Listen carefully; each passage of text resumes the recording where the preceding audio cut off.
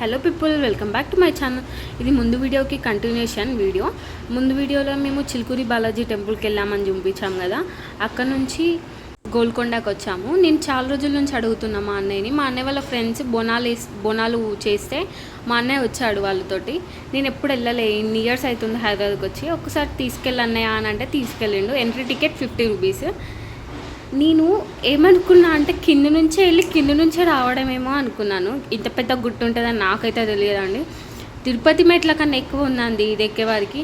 నాకైతే కాళ్ళు చాలా నొచ్చినాయండి. ఆక్కుంటా 2 అవర్స్ ఎక్కామండి. పైకి రీచ్ అయ్యే వారికి ఒక 2.5 అవర్స్ పట్టింది మాకైతే.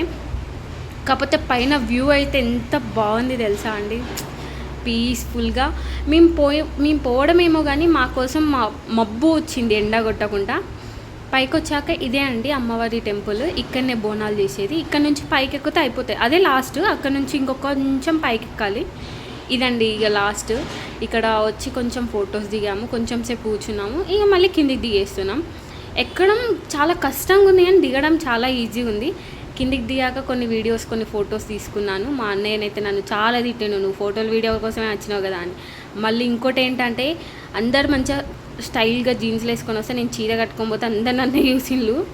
అక్కడ నుంచి తినడానికి బయటకు వచ్చాము. బయటకు వచ్చి బిర్యానీ తినేసి, మేము తినేసి వెళ్ళేటప్పుడు తమ్ముళ్ళ కోసం కేసీ చికెన్ పట్టుకొని వెళ్ళాము. మా అక్కనేమో చాలా తిట్టాను, నేను చికెన్ బిర్యానీ చేసిన, చికెన్ కర్రీ చేసిన, ఎందుకు తెచ్చినా అని.